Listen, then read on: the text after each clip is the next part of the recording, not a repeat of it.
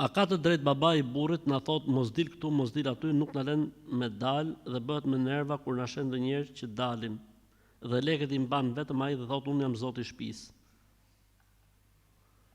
Ky babai duhet të çuar atje ke vendi. Ja 2 javë të mori sa gjilpona, edhe vin Terezi.